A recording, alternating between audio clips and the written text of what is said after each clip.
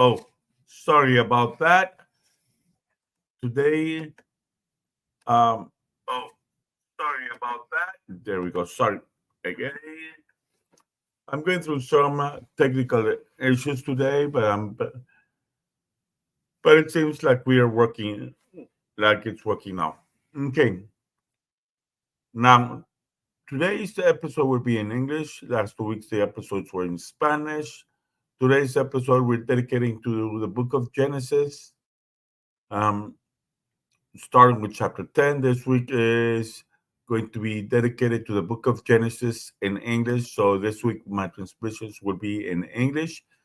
Shout out to the Catholic bookstore known as Librería Guadalupana Nuevo Amanecer, which is located in the Anaheim Marketplace. Let me just let the Spanish speaking community know this. And saludos a Víctor Telles, su anfitrión en este y locutor en este programa de Cristero Moderno. Esta semana vamos a dedicar al estudio de Génesis en inglés. Por lo tanto, esta semana mis transmisiones van a ser en inglés enfocadas al Génesis. Pero no se preocupen porque aquí abajo en la descripción van a tener el enlace a este mismo programa en español. If you know anybody who wants to follow this program in Spanish, down below in the description, you're going to find a link to where I covered this exact chapter in Spanish for you or for them to watch it in Spanish as well. Now, we have read 9 chapters already in Genesis. A while back was the last one we read, which we had gone through when Noah leaves the ark. Now, we have noticed that Genesis, which is a Greek word which means beginning, is the starting point for the Pentateuch, which Jewish people call the Torah or law. More than anything, it establishes a reason why the Torah was then established by Moses. Originally, the book of Genesis was not written in Greek, or obviously, or even English. It was written in Greek. I mean, in Hebrew. Excuse me, my mistake. The original book of Genesis was written in Hebrew, in which language it says Bereshit, or in a beginning. It is the first book of the Torah, which is the first 5 books of the Bible, not the whole Old Testament, which is called the Tanakh. And now, having said this, let's jump on to see what the chapter 10 of Genesis has in store for us. It is called the Table of Nations for a reason. Here, I would also destroy some myths that certain cults, such as the Philadelphians and Mormons, have about the so-called origins of England and the United States. You see, there are certain religions that push like God Anglo-Israelitism, which supposedly the English-speaking people come from the lost tribes of Israel, which they don't. And we're going to see what Genesis tells us about this as well, because even though it doesn't tell us directly, it does give us strong connections. Let's begin. This is the account of Shem, Ham, and Japheth, Noah's sons, who themselves had sons after the flood. Okay, we see that there were 3 offspring of Noah, Shem, Ham, and Japheth. Now we're going to follow the lineage of these three, and we're going to find that they are connected through three different sets of culture. Though there are a lot of people who deny this happening literally, when we look at the breakdown of who these countries or cultures are, or how they're connected in modern time, we can see that it aligns perfectly with what many linguists call Nostratic theory, which is the theory of family languages and how certain languages fit certain descriptions. Japheth being the first one, we see that it describes, it will be describing, for example, uh, cultures and societies that are throughout Southwestern Asia as well as Europe, known by many as Indo-European. But let's not get ahead of ourselves. Let's look at what's going on. The sons of Japheth: Gomer, Magog, Medai, Javan, Tubal, Meshech, and Thiras. Now, Gomer applies to, let's look at who these are. Gomer applies to two cultures. One of them still comes themselves Gomer to in actual times. Gomer are the Cimmerians. The Cimmerians were a group of nomadic tribes that predates the Scythians. Um, they traveled. They left actually from what is now the northern Caucasus region, separating Asia from Europe, and they migrated northward and then westward. And for a great portion of early history, a lot of the a lot of Eastern Europe was occupied by Cimmerian nomadic tribes. Magog, okay. Oh, and by the way, I almost forgot one more thing about Gomer. From this nomadic tribe, a group of it went into what is now Wales, Wales,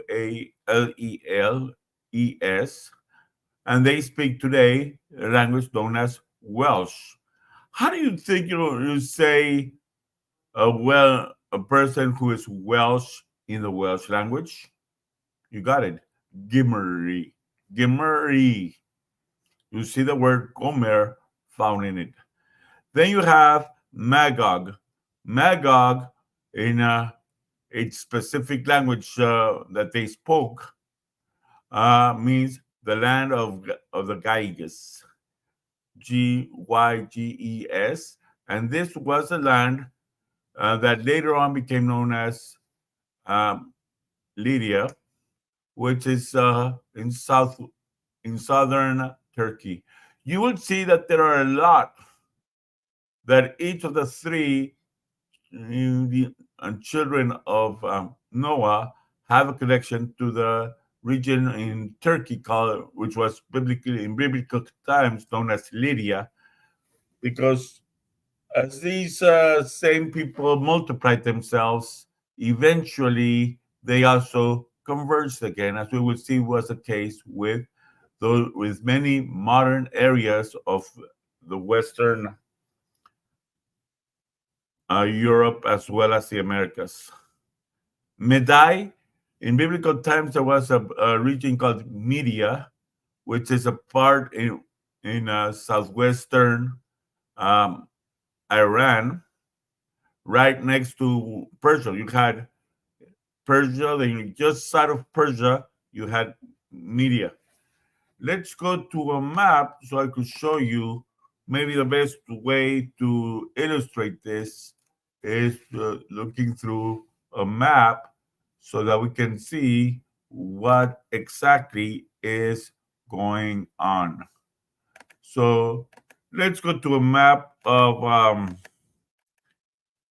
the Middle East so you could see what regions I am talking about.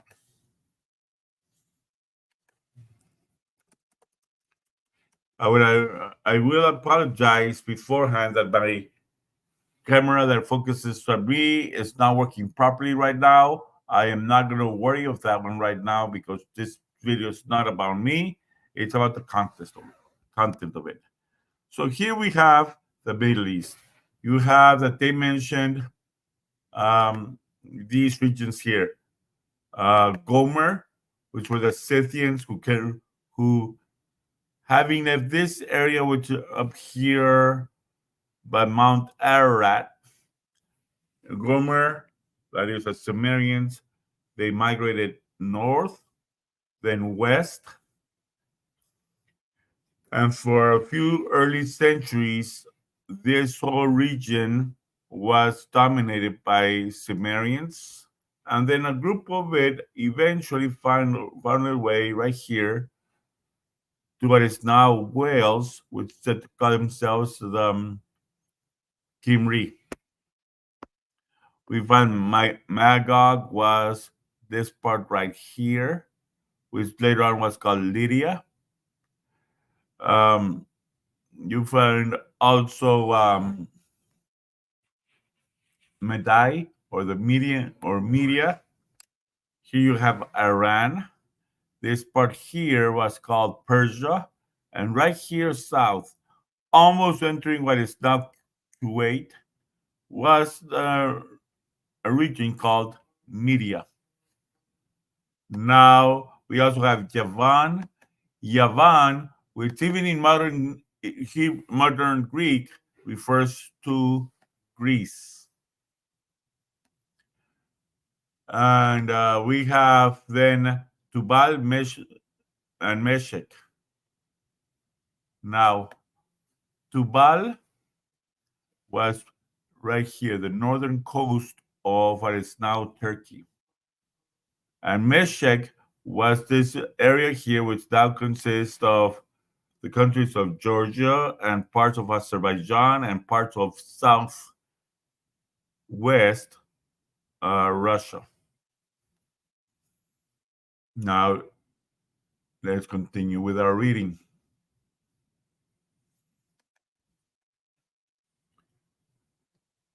Let's see. Let's switch back to our content of what we are reading. We're going on to the next verse, which tells us as follows. The sons of Gomer, Ashkenaz, Riphath, and Togarmah. Ashkenaz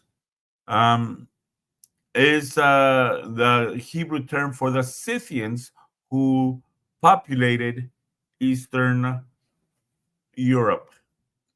And modern Jewish scholars call Jewish people from this area Ashkenazi Jews, not because they are descendants of Ashkenaz, but because they occupy the region that the ancient Scythians, or Ashkenaz in Hebrew, were dominating. We have Riphath. Riphath was the area west and north of the Black Sea, and Togarmah, which is Iran. I mean, not Iran, Armenia. Let's go, for example, and look at these two regions in the map.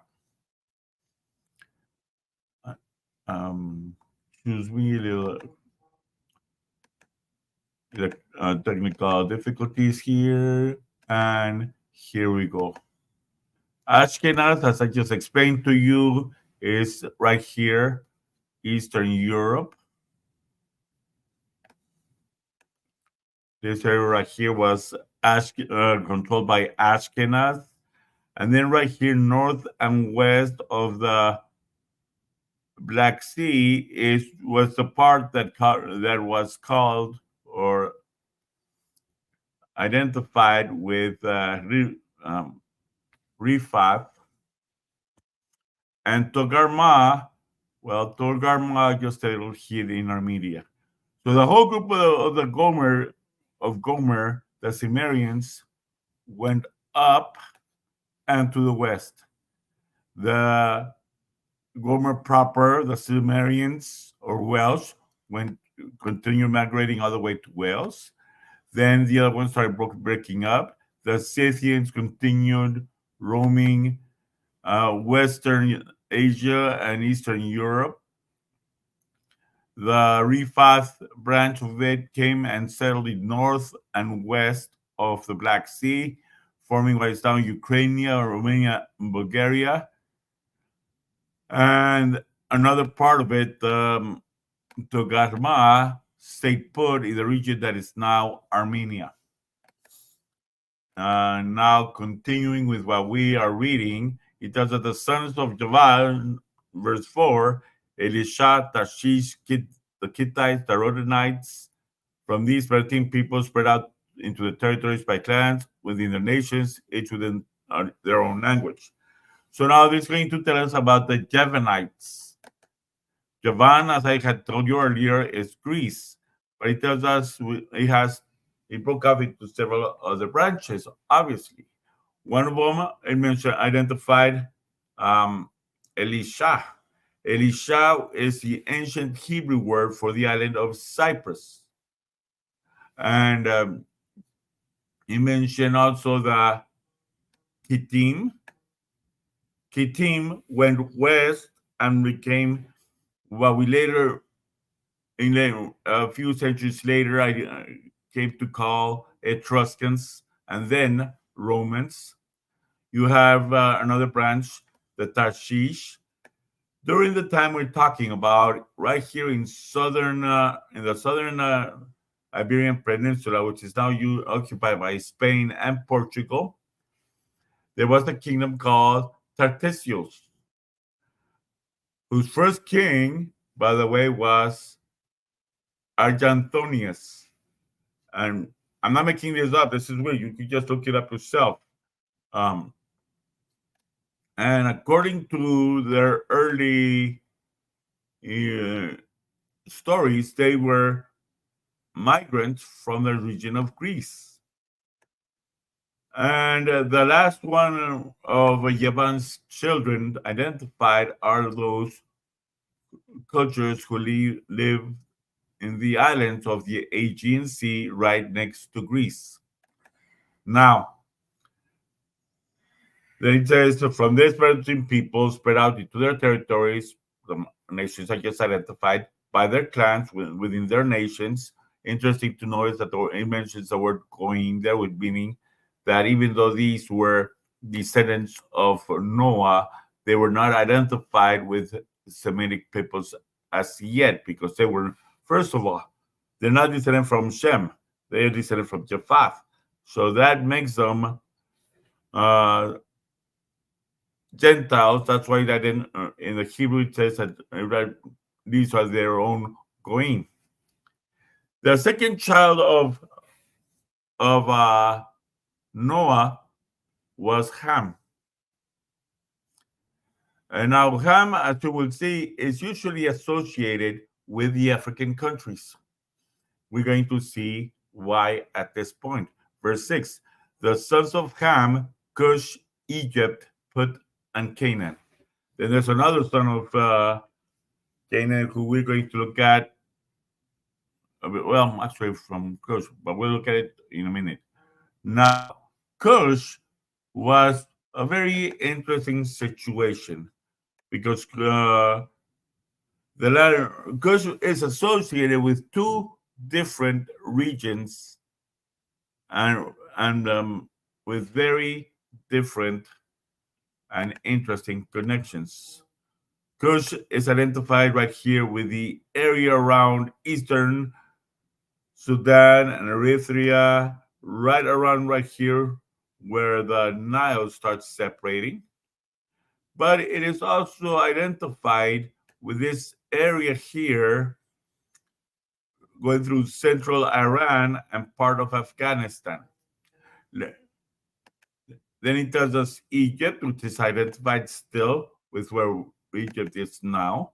Put is this area right here that borders Egypt and Libya. There's coastline right here.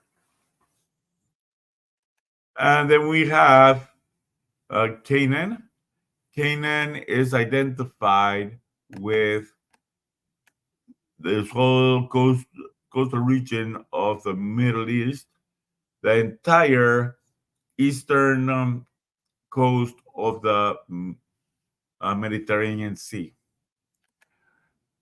The sons of Cush we just spoke about are, well, it mentions us five. Then later on, we find out actually six children of Cush.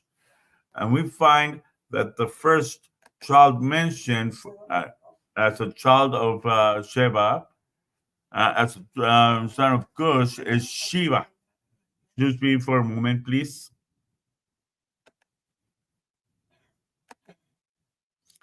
Excuse me just a few minutes.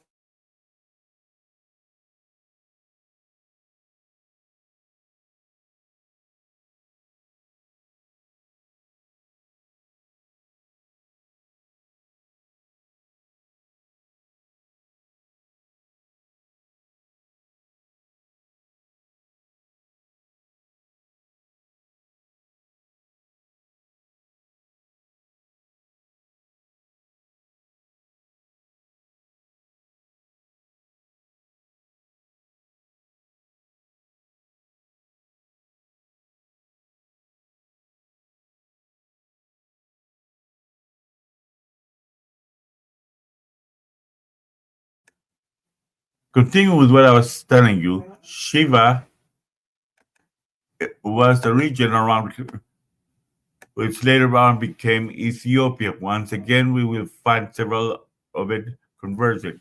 This is telling us that Ethiopia had two regions influencing it there. The region from Egypt and one of the Semitic branches, which we're going to, which interestingly identifies with Yemen. Both Egyptian and Yemenite influence converge in Ethiopia. So Ethiopia, or as it was known in biblical times, Sheba is connected to both of them. We have then Havilah. Havilah refers to the greater part of the Arabian Peninsula. And then we also have Sabta. Sabta was the southern Arabian Peninsula. So we see that Sabta, let's go to the map again, so that we know what is it that we're talking about. We have Sabta, let's see. Let me get back to the map.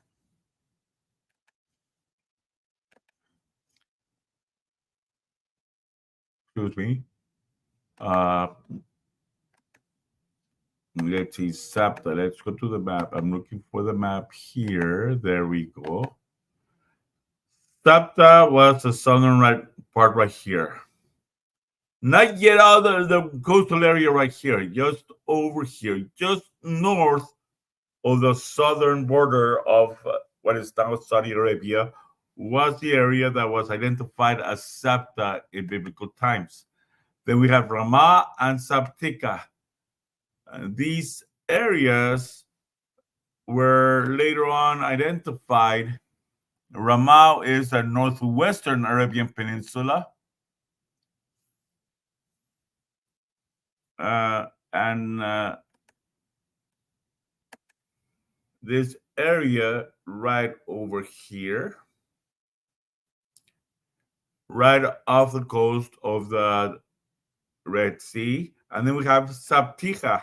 Sabtiha was, I know some people like to pronounce it Sabtisha, Sabteka, Shabtiha, but biblically it's Sabtiha. In Hebrew, it's pronounced Sabtiha, which was this area right here of Iran, southern Iran, right by the mouth of the Gulf of Oman, the Persian Gulf. Then it tells us that Sheva and Dedan were the sons of Rama. Now let's look at where these parts are. Sheva, as I told you, Ethiopia. And Ramah, Dedan, excuse me. Yeah, Sheba is Ethiopia, and Ramah is the eastern. Dedan is what's on the eastern side.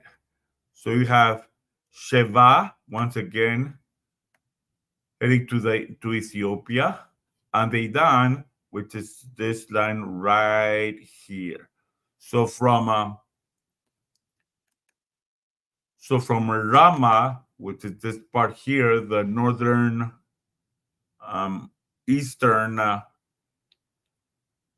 shore of the Saudi Arabia Peninsula, they headed down south and got Dedan, which is right here, the southern part of the eastern shore of the Red Sea, and Sheba right across it into Eritrea and Ethiopia. Then it mentions another son of Cush, which is identified as Nimrod. Nimrod is actually now identifies both a person who some people like to identify with Marduk and so on. And it's also the names of a ruin in what is now northern Iraq, Nimrud. It tells us here something very interesting, and this destroys a lot of myths pushed by some cults out there. First of all, it tells us Nimrod became a mighty warrior on earth. He was a mighty hunter before the Lord. That is why it is said, like Nimrod, a mighty hunter before the Lord. Verse 9. Verse 10, it says, the first centers of his kingdoms were Babylon, Uruk, Akkad, and Calneh in Shinar. So this tells us very clearly where his kingdom was. So let's look at that. For this, we're going to need to go up, and we need to get closer. And we're going to find that they are ruins throughout the top. For example, it identifies them as Babylon. We all know where Babylon is. It's right here in the middle of Iraq. As a matter of fact, there's a place in Iraq that is called Babil, after Babylon.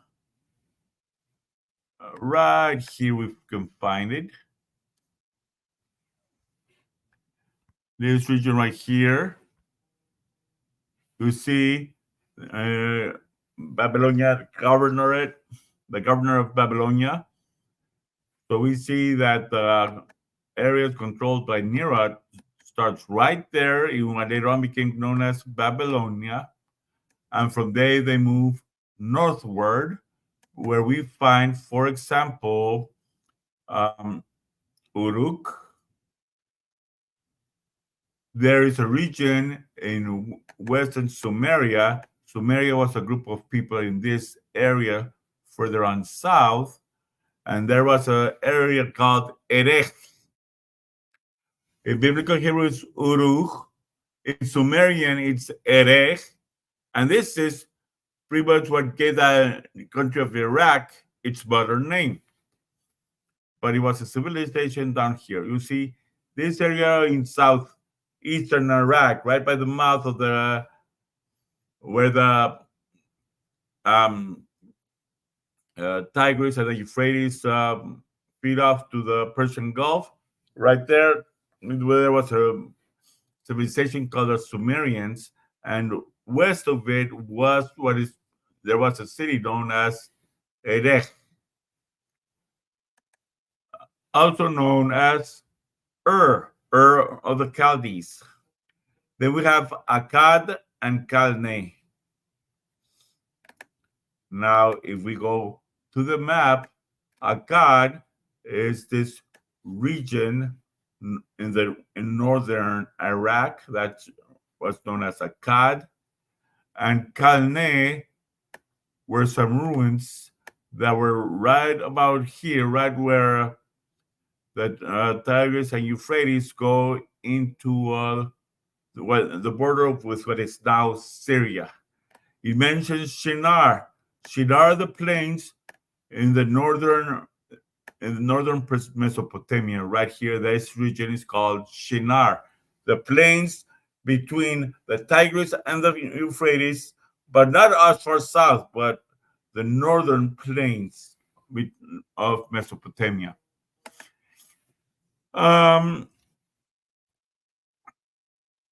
From that land, verse 11, from that land he went to Assyria, where he built Nineveh, Rehoboth-ir, Calah, and Resen, in between Nineveh and Calah, which is a great city.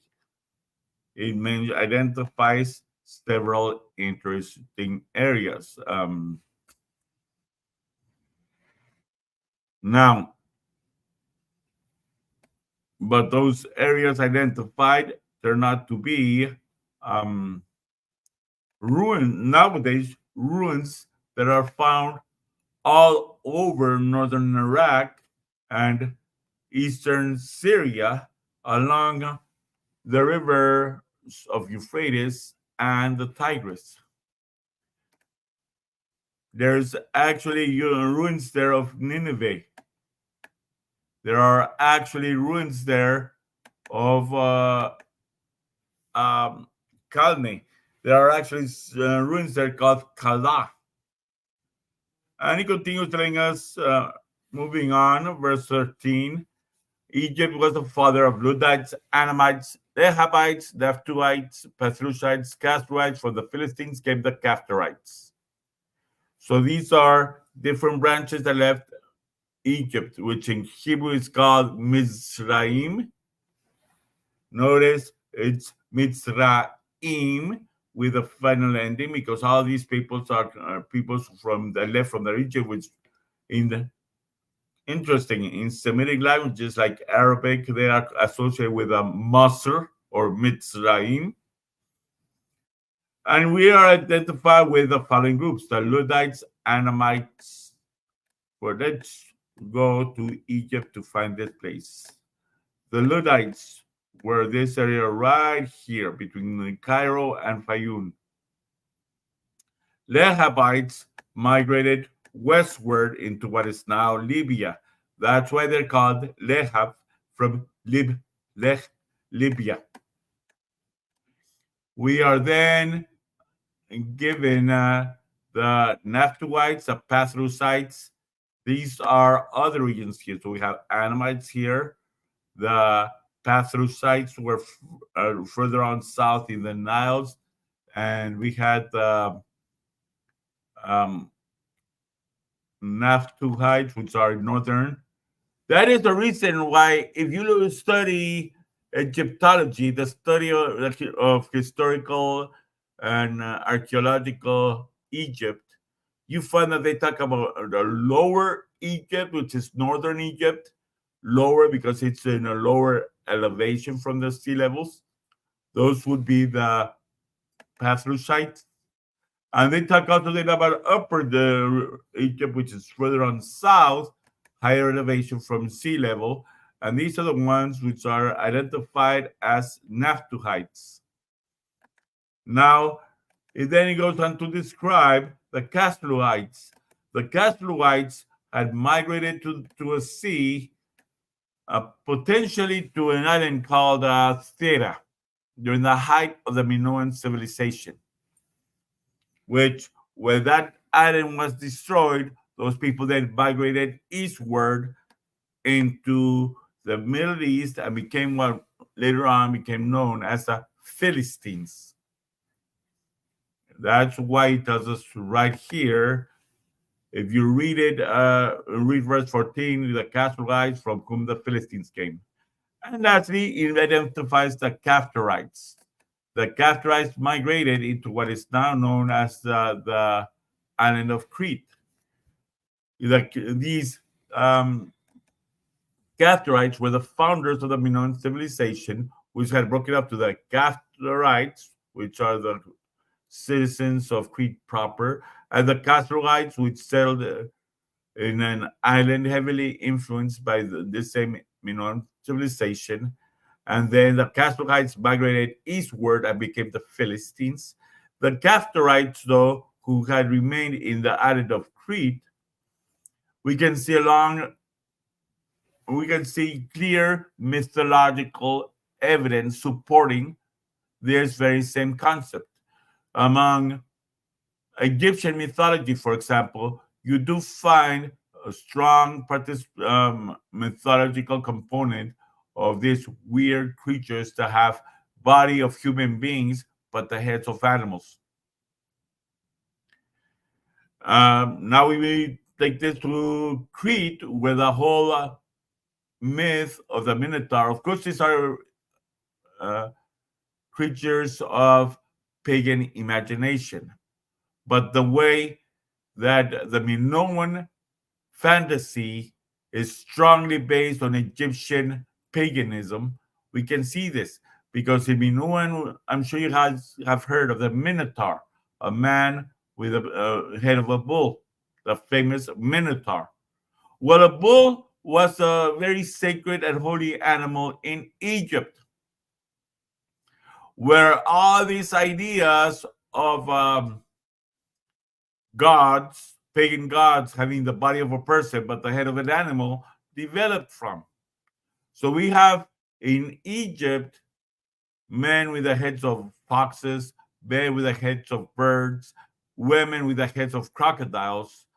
And one of these Egyptian pagan gods was taken with some of the descendants north toward this now Crete, and this Egyptian pagan god of a man with the head of a bull developed to the Minoan pagan god known as a Minotaur, to which we are told that the emperor, the Minoan emperor, sacrificed 7 young men and 7 young women to their pagan god, the Minotaur. You see how it is all coming together. Verse 15, Canaan was the father of Sidon, that's now Phoenicia, and of the Hittites. So even though culturally and linguistically, this is the only exception, because the Hittites are considered Indo-European, but the Bible identifies them as Canaanite. Verse 16, it does us reads as follows: Jebusites, Amorites, Girgashites, Hivites, Arkites, Sinites, Arvadites, Samarites, and Hamathites. Later, the Canaanite clans scattered. These are different areas of what was Canaan. Jebus, or Jebus, as some people like to pronounce it, was the area around Jerusalem. The Amorites, the Bible does not specify. It seems that they may have been that the Amorites may have been nomadic tribes all over northern and central Middle East. Girgashites, up to now, has not been positively identified, but we know they existed, but the region identified to them has not as of yet been positively identified due to their lack of importance historically. The Hivites, the Arkites, and the Zemarites, as well as the Hamathites, lived in what is now the country of Lebanon, around Tripoli. As a matter of fact, even the Arvadites, there's actually at the island, if you were to travel to Lebanon, go to the city of Tripoli, jump on a boat, you could actually take a boat into an island called Arvad, which was where the Arvadites had established themselves. Now, and the borders of Canaan reach from Sidon toward Gerar as far as Gaza, towards Sodom, Gomorrah, Admah, Zeboim, and Nasha. Now it does us several interesting areas. So we are told that the Canaanites were as far north here as Lebanon, right at the height of Cyprus, and their dominions headed as far south as Sodom which is believed to be buried somewhere under the Dead Sea. It also identified Gaza, Adma, Seboim, and Lasha. Adama and Seboim were regions around what is now the Dead Sea. We all know where Gaza is, which is where all the problems are right now being held because of these criminals, which call themselves, which falsely call themselves Palestinians and have been sponsoring terrorism there. But in addition to that, it also identifies Lasha, which is the southern region of the Dead Sea. Having said this, now we go to verse 20. These are the sons of Ham by their clans, languages, and their territories and nations. Once again, in Hebrew, it tells us Goim, because the sons of Ham were all actually non-Semitic. And the third child of Noah was Shem. Right here, we are told the sons were also born to Shem, verse 21, whose older brother was Japheth. Shem was the ancestor of all the sons of Eber. From this word Eber, we get the Egyptian and Canaanite word Habiru, which later on evolved to be the word Hebrew. So the word Hebrew comes from the name Eber, and it refers not so much to another thing, but to a specific time, as we're going to see. The specific time is clearly identified.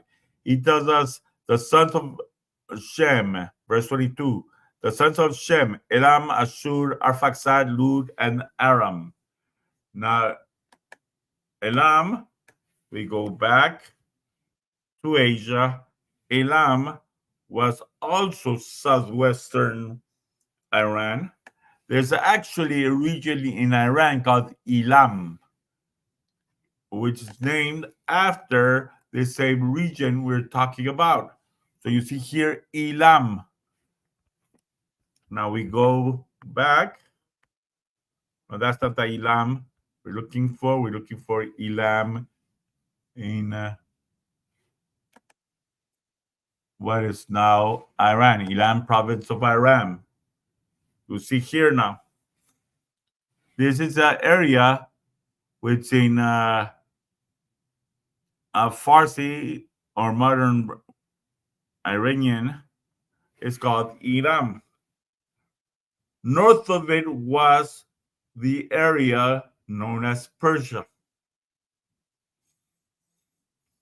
Now, this area here, right in the border between Iran and Iraq, in the central border between Iran and Iraq, we find the province of Elam, or the biblical Elam. Ashur goes to the opposite end.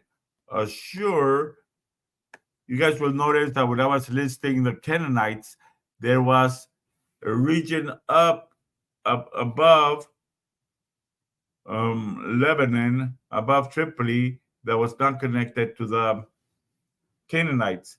This area here was known as Ashur, which later on gave rise to the word name Assyria, the Assyrian Empire.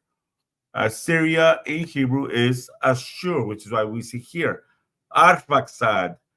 Arphaxad became a very broad region, which started right here in the southern part of Assyria, between Lebanon and this, what is today known as the region of Latakia in Syria. And that region of Arphaxad started in what is now the Syrian region of Latakia, through southern Syria into central western Iraq. That this area here was known as Arphaxad. And then Lud, we go once again, connections to Lydia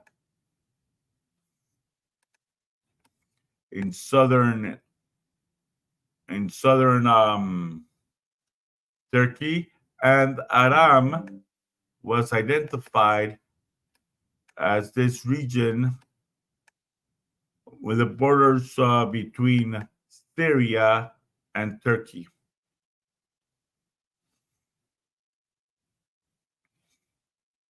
Right here, this area here was known as Aram. Right where the Tigris and the Euphrates begin.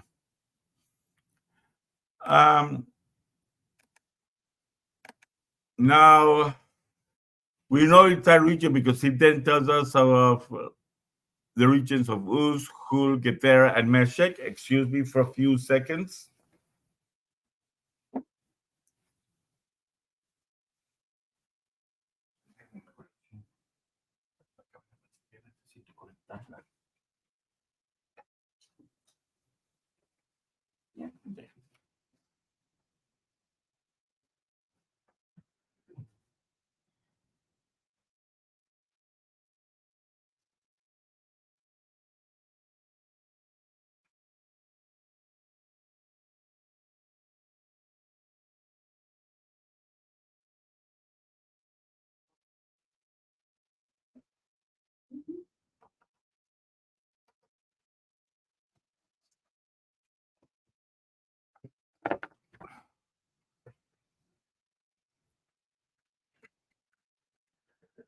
Okay, a little technical problem I had to fix, but it has been fixed.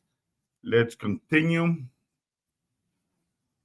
Now, these four regions, Uz, Hul, Geter, and Meshech, all are associated with the areas that are now northern Syria and southeastern Turkey, as we will see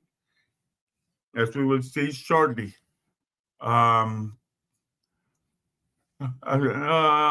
Let's see, Uz is the northwestern tip of the Euphrates River, right where the Euphrates River ends in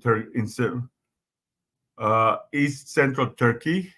Hul is west of the modern Armenian border. For those who know the history of Armenia, you will know that Armenia used to go from its current limits right over here.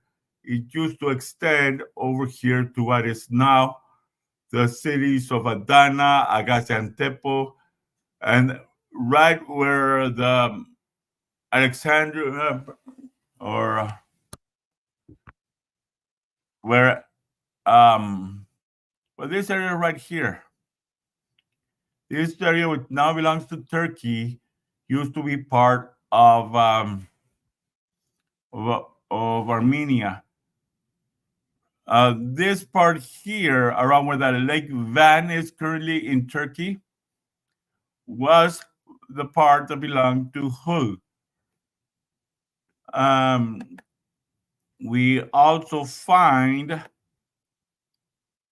Geter, which is northern Iran, and Meshech around the north of what is now Armenia. So you have, excuse me for just a minute, we have Geter and Meshech. No, wait. Yeah, Geter and Meshech. So we have,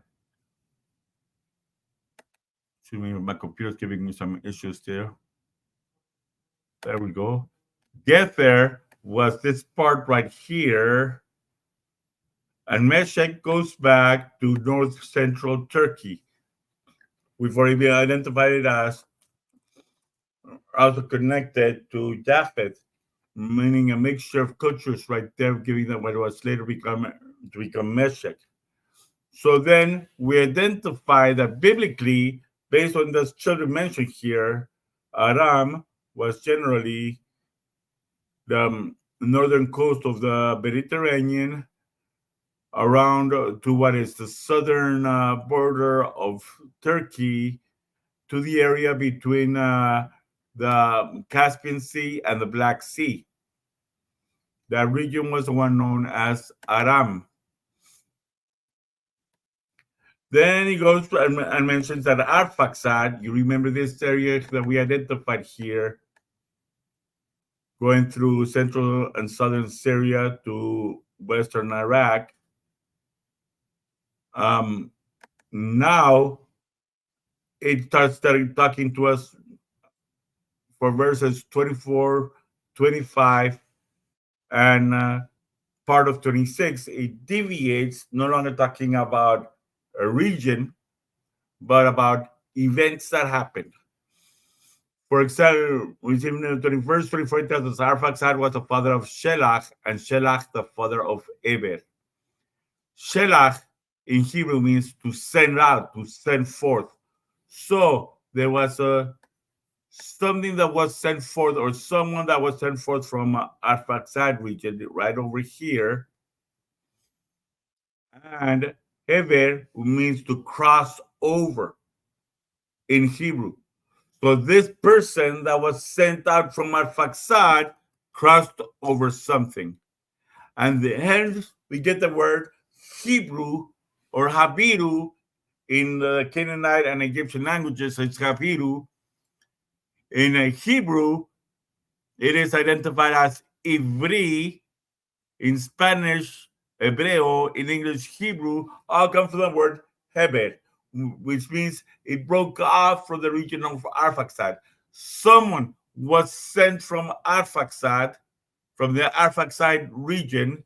Later on, we're going to find out that we're talking about Abraham here, who was in the southeastern end of the Arphaxad region, a place known today as Ur of the Chaldees, who had come out from Abraham had lived in the southeastern area of Arphaxad, and he was sent out and crossed over to the west to what in the times of Abraham was known as Abraham.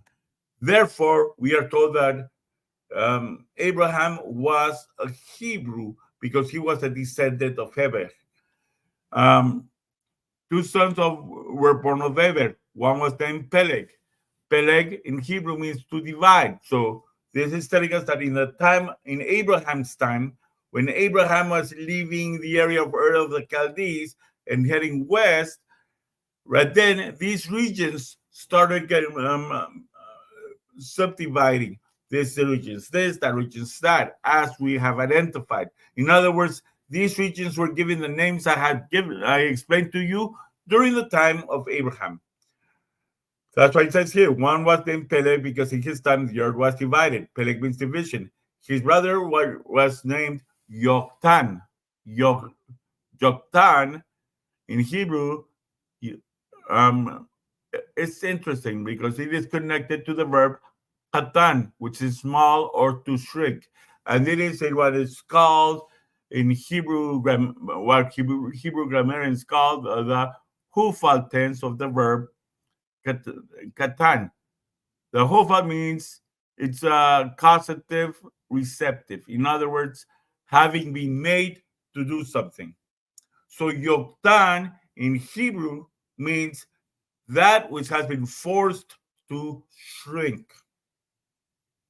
So these greater areas, as the land was being subdivided, they were getting smaller and smaller and smaller. Let me give you an example. This great nation of the United States, we see it's a huge region which is expanding from one ocean to the other ocean as the sun goes from sea to shining sea. But as the United States gets divided into different states, we see this huge area being subdivided. You have a specific area being the state of California, a specific area being the state of Nevada, and so on. So this general area is divided into smaller areas given other names. Now, it tells us that verse 26, the sons of Joktan, Almudad, Shelef, Azar, Mavet, Jera, Adoram, Uzal, Dikla, Obal, Abimael, Sheva, Ophir, Havila, and Jobab. All these were the sons of Joktan. Those were verses 26 through 29 gives us the list.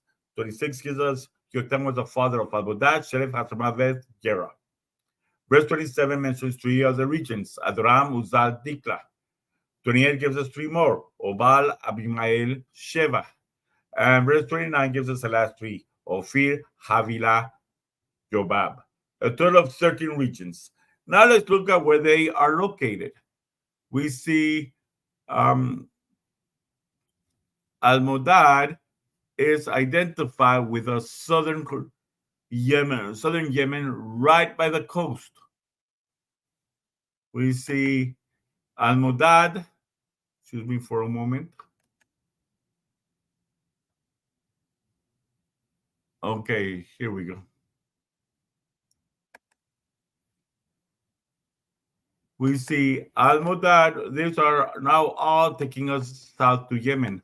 Almodad is this coast right here that goes right to the Gulf of Aden. This is the region of Almodad. The other region that we see mentioned here is Shelev. Shelev biblically was associated with what is now the country of Oman, which is the western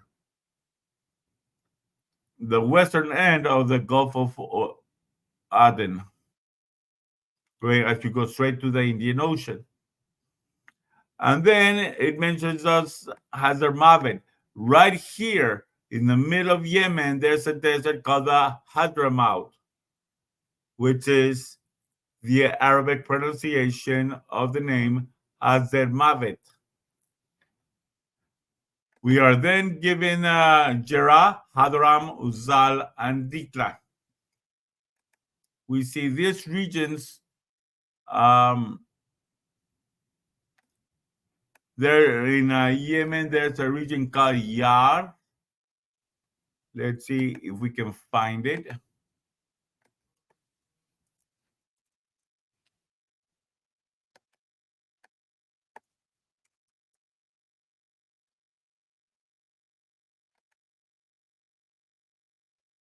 This area right here, today known as Yar, is the area biblically identified as Jerah. And then we have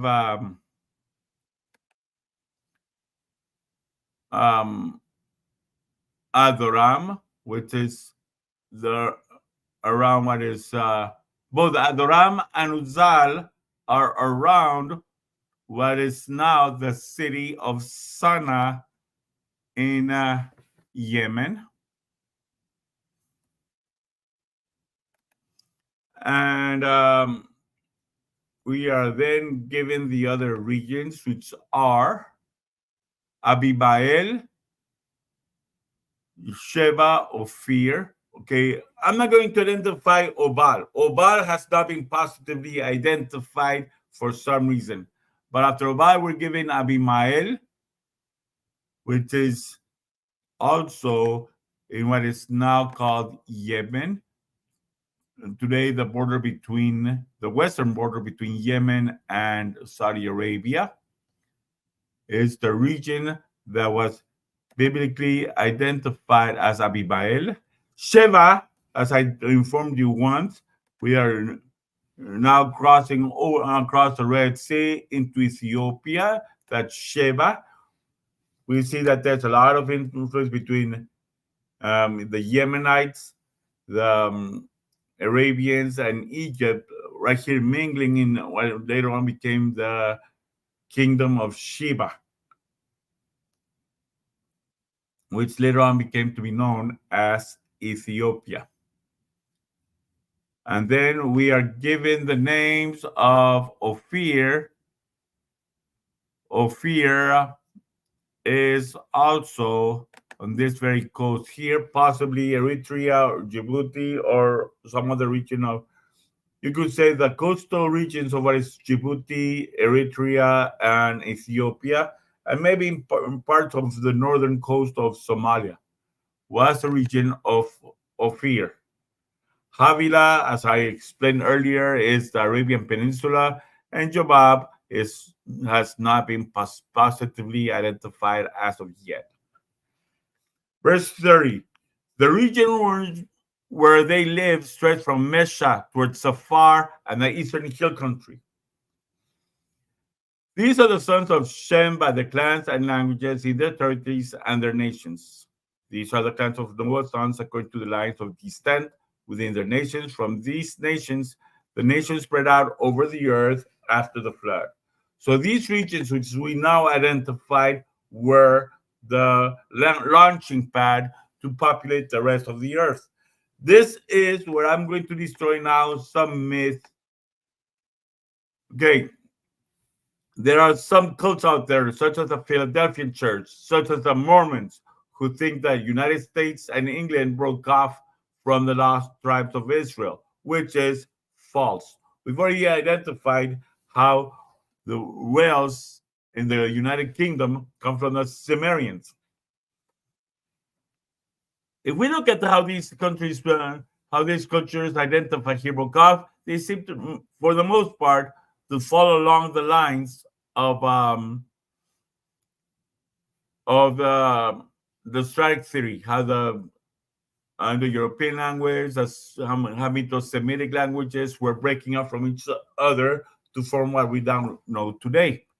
However, you do not find anything connected to the British or American culture directly connected to the lost tribes of Israel, not even the language. I had some people foolishly say, but the Saxons means the sons of Isaac. False. The sons of Isaac, Saxon, cannot be used to identify the sons of Isaac for any reason, because Saxon comes from the Germanic word Saxon, which has nothing to do with Isaac. If it were so, you would identify, you would see what linguists call the genitive case, which talks about possessive in the word Saxon, and there's nothing connecting it with the genitive case.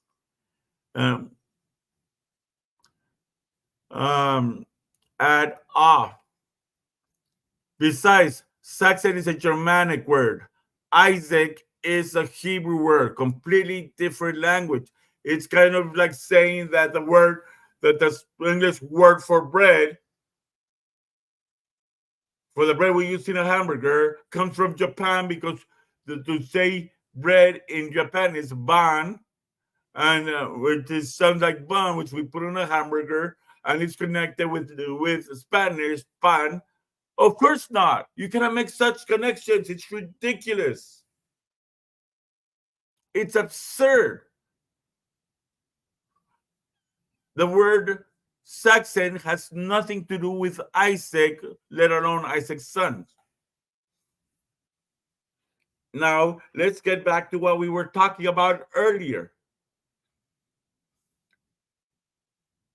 The branch of Judaism in Germany is called the Ashkenazi Judaism, because, as I explained earlier, it is connected with a region that was dominated by the Ashkenaz or the Scythians.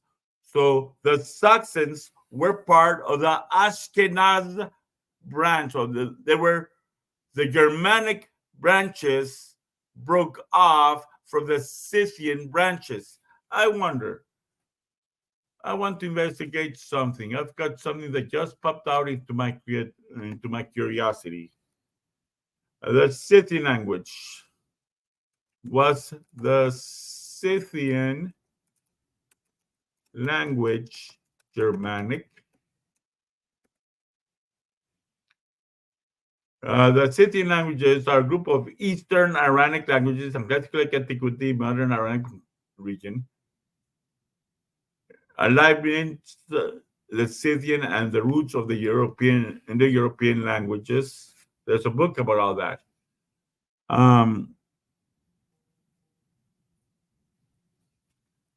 So if you look at the history of many languages, you find that among the group of languages that were spoken in Eastern Europe, you find the Scythian languages.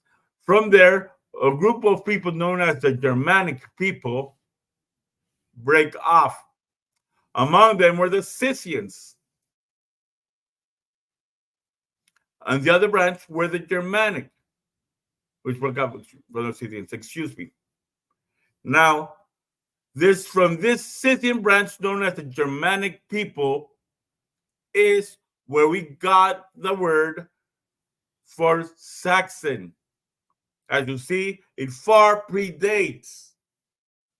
It exists even before the time of Abraham. So the word Saxon, to explain as sons of Isaac, cannot be used to connect the two.